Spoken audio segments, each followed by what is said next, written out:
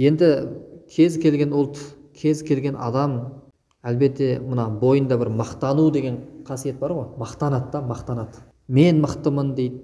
Біреулер әкем мықты деп мақтанады. Біреулер менің елім, менің отаным мықты деп мақтанады.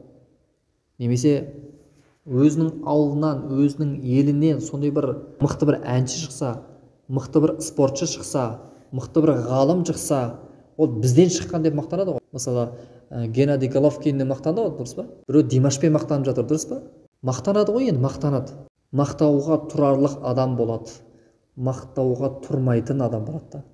Сондықтан біз мақтауға тұрарлық адамдармен мақтанатын болсақ, және ең қызығы, құрметті бауырлар, сізбенен біздің білуіміз керек болған тағы бір ең маңызды нәрсе, біреумен мақтану деген нәрсені қою керек. Біреумен мақтану деген нәрсені шын мәнісінде қою керек. Бабам сондай болды, менің атам имам болды, әулие болды, ишан болды, батыр болды, менің ата бабам керемет болған деп мақтана бергеннен көрі, өзіміздің бойымыздағы жаман қасиеттерімізді жеңуіміз керек. Біздің бабаларымыз батыр болды ма? Батыр болды. Біздің бабаларымыз текті болды ма? Текті болды. Біздің бабаларымыз сондай бір ел үшін, жер үшін аянбай еңбек етті ма? Біздің бабаларымыз ішінде ғалым, сондай алаш сиялары, сондай бір дана, сондай білімді кісілер болды ма? Болды.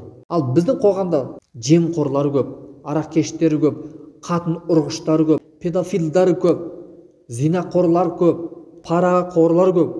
Елін жеген, елін тонаған сондай бір тонақшылар бар.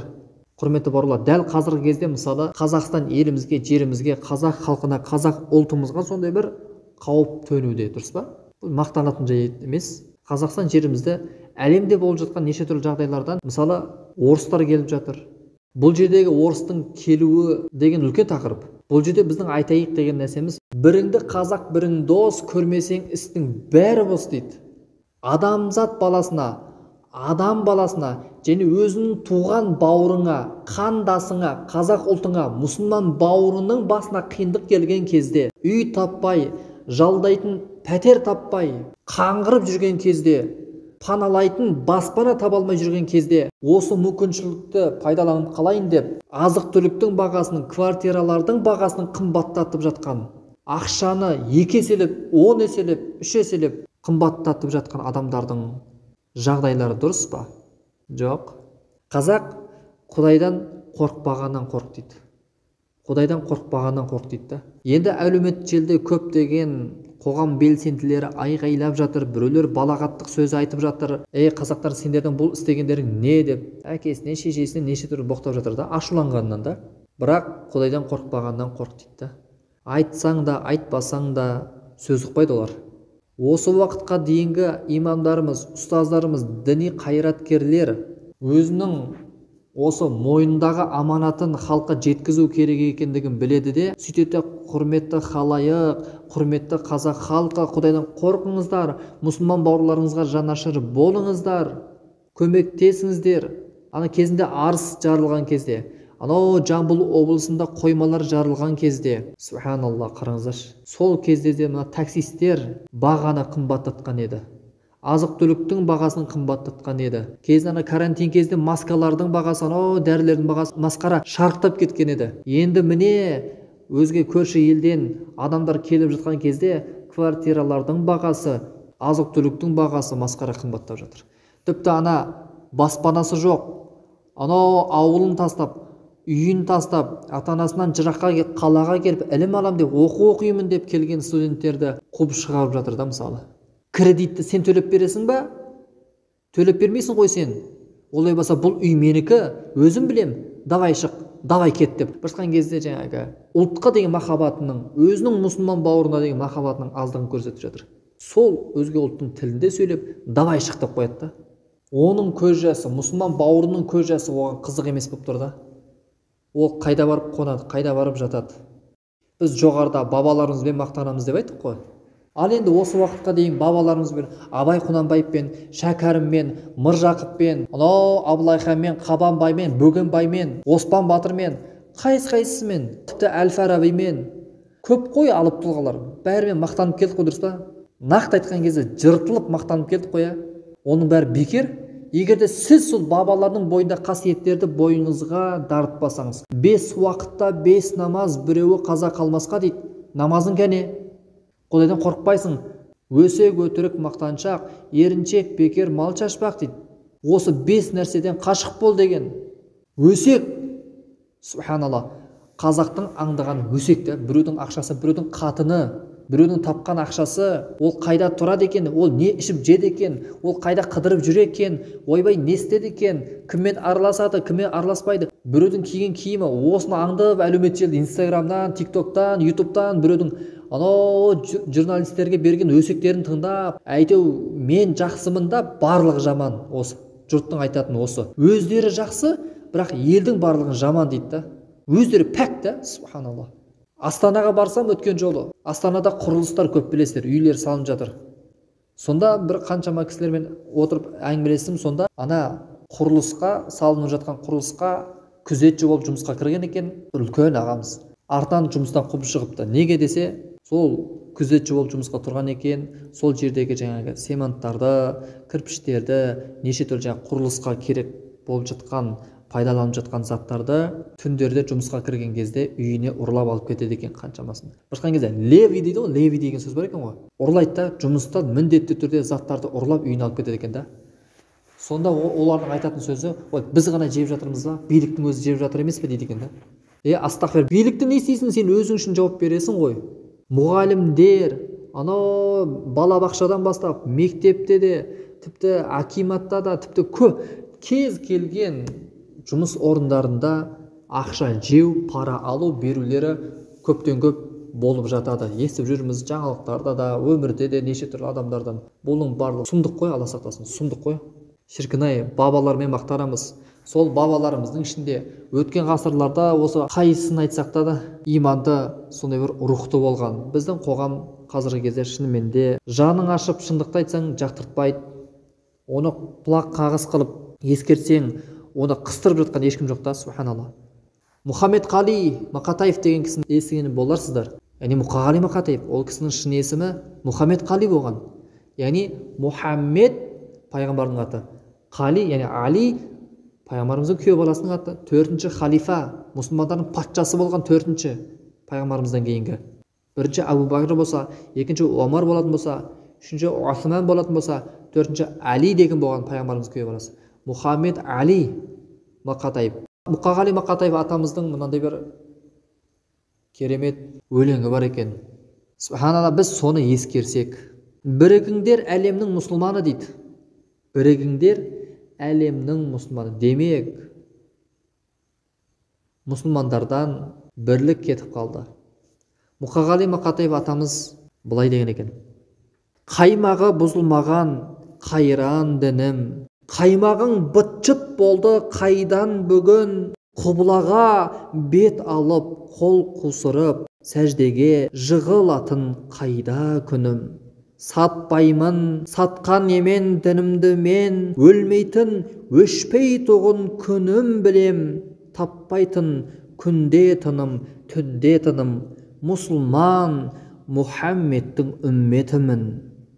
Мұхаммедтің үмметі мұсылманмын, пайғамбарым қолдайды қысылған күн, алсын тағалам, ант етемін, Алла есімін жүректен ұшырған күн. Бәрі рас, айтқанының ақ Алламның, құмыменен топырақтан жаралғанмын, Құдайдың құлымын мен мұсылманмын, денемде түйірі жоқ арам қанның. Ақиқатын аңсаймын ақ арманның, мекенім Ніл дәрия Меккем менің, келеді мәңгілікке мекендегім, дәриғай зұлпырағыды ерттеп мініп, көрмеген мекеніме кетермедім. Семсерін әзірет әлі ескек жасап, жер орта теңізінен өтермедім. Қаны аққан қайран менің мұсылманым, осыма екі ортада қысылғаның. Бірігіңдер әлемнің мұсылманы, құрбан болсын Құдайдың үшін жаның дейді. Субханалла, қараңыздаршы. Мұқағали Мақатаев атамыз сол кезде айтып кеткен. Және былай дейді: Алла ақиқат, Аллаға сеніп өтем, адалдықпен ақиқат серік екен, адаспаймын, Аллама сеніп өтем, арамдыққа баспаймын, жолы бөтен. Я Алла, жаратушы жалғыз ием, медет бер, жапандағы жалғыз үйем, хәл сұрар, жай түсінер, бір пенде жоқ, жүрек жөн, ойым опат, жанды жүйем, я Алла, жаратушы жалғыз ием дейді. Сол бабаларымыз, қараңыздар, Алла, Алла, жаратушы, пайғамбар, Мұхаммед, дінім ислам деп осылайша жырлап өткен. Ал қазіргі кезде, ел басына күн туған кезде, іштен шыққан жау жаман деуші еді қазақ атамыз. Сол іштен шыққан жау қандай болады дейтін болсаңыз, басыңызға іс түскен кезде заттарды, тамақтарды, үйлерді қымбаттатып, бүйрегіңе ту сырттан пышақ ұрған, осындай бір басыңа іс түскен кезде қиындықтың үстіне қиындық әкелген адамдарға не дейміз, құрметті бауырлар? Сондықтан Алла субханаху ва тағала баршамызға шынайы тақуалық нәсіп етсін, адасушылықтан сақтасын, дүниеге деген махаббаттан, ақшаға деген махаббаттан сақтасын. Біз үшін құнды нәрсе иман, жаратушыға деген махаббат, пайғамбарға деген махаббат, дін, отан, мұсылман бауырың, ата-анаңа деген, туғаныңа деген, жеріңе деген махаббатың осы махаббаттан айырмасын. Ал біз дүниеге махаббат қоятын болсақ, сол дүние үшін отанын сатады, дүние үшін бауырын сатады, дүние үшін жерін сатады, дүние үшін бәрін сатады. Ақша үшін арын да, жанын да, тәнін де сатып жатыр адамдар. Біздің қоғамдағы көптеген адамдарға ақша берсең, тәнін де сата салады. Миллион беретін болсаң, 100 мың теңге, 500 мың теңге беретін болсаң қолына, мен сендікпін дей салады талай қыздар. Талай қыздар мен сендікпін дей салады болды. Өйткені ақша керек оған. Өйткені біздің қоғамда әлеуметтік желі бар ғой, интернет. Интернеттен неше түрлі қыдырып жүрген, неше түрлі жерден машина мініп жүрген, неше түрлі жерде аралдарда шетелге шығып қыдырып жүрген адамдардың өмірін көреді де, армандайды соны, сөйтеді де тез жеткісі келеді. Сөйтеді де мына жақтан біреулер ақша берсе, ешкім көріп тұрған жоқ қой деп тығылып барып гостиницаға, қонақ үйге барады да зина жасайды. Ақша берсең болды. Ақша оның құдайы болып кеткен. Ақша маңызды. Ұят, ар-намыс, тектілік, болашақ ұрпақтың қамы. Менің қазақ деген ұлтымның абыройы үшін мен оған кір келтірмес үшін мен арымды, тәнімді сатпаймын, мен дініме бекем боламын деген сияқты түсінік бар ма? Жоқ. Қаншама адамдарда ақша үшін бәрін істеп жатыр. Алла сақтасын. Ал пайғамбар Мұхаммед саллаллаху алейхи ва саллям, сізбенен біздің пайғамбарымыз таиса абдид дирхам, абдид динар дейді. Таиса абдид дирхам. Тиын тебеннің, ақшаның құлдары бақытсыз деген екен да. Бақытсыз кімде-кім ақшамен дос болатын болса, кімде-кімнің жүрегінде ақша дүние кіріп кеткен болатын болса, оның жүрегінде айфон, оның жүрегінде машина, оның жүрегінде ақша, оның жүрегінде дүние болатын болса, кімде-кімнің, ол бақытсыз болады. Ол күндердің күнде ақшасынан айырылып қалған кезде, ол күндердің күнінде дүниесінен айырылып қалған кезде, ол адам өз-өзін өлтіре салады. Ол өз-өзін тастай салады. Ол арақ ішіп кете салады. Ол зина жасай салады. Ол жылайды, ол еңірейді, ол бітті, өмірден түңіледі. Бітті, ол дәл сол күннен бастап оның рахат өмірі тоқтай салады болды. Өйткені оның құдайы, оның махаббаты дүние ақша. Құрметті бауырлар, дініміз ислам. Ақша ұстамаңдар, ақша жинамаңдар, дүние жинамаңдар деген жоқ. Дүние жинаңдар, мықты үйде тұрыңдар, ішіңдер, жеңдер, қыдырыңдар, бірақ жүрегіңе дүние кірмесін, жүрегіңе ақша кірмесін дейді. Яғни діннен, құдайдан, пайғамбардан, Құраннан, исламнан жоғары қойма дейді дүниені. Сондықтан сізбенен біз Аллаға деген махаббатымызды, пайғамбарға деген махаббатымызды арттыруымыз керек. Ал дүниеге берілетін болсақ, қоғамымызда, елімізде болып жатқан жағдай, квартиралардың бағасын қымбаттатып, Алла сақтасын. Бір бөлмелі пәтер 500 мың, 800 мың деп қымбаттатып жатқандар қаншама. Студенттерді үйі жоқ, жайы жоқ, зорға қиналып ақша тауып квартирасын әрең төлеп жатқандарды қуып шығарып жатқандар бар. Құдай сақтасын, Алла хидаят берсін. Не дейсің? Айғайласаң да, бақырсаң да ұқпайды ол адамдар. Өйткені өзіңе бақырады. Менің кредитімді өзің жауасың ба дейді. Сен төлеп бересің ба дейді. Ал саған кредит ал деп кім айтты саған? Кредит халал деп кім айтты саған? Өзің күнә істеп жүрсің. Алла сақтасын. Алла Тағала баршамызға сабыр берсін. Тақуалығымызды, ілімімізді, білімімізді арттырсын. Қазақ халқына бірлік нәсіп етсін. Қазақстан елімізді, жерімізді неше түрлі сыртқы дұшпандардан, ішкі дұшпандардың айласынан, азғыруынан сақтасын. Мұсылмандарға, қазақтарға береке, бірлік, татулық нәсіп етсін. Субханакаллахумма бихамдика, ашхаду ла илаха илля анта, астағфирука ва атубу илейк.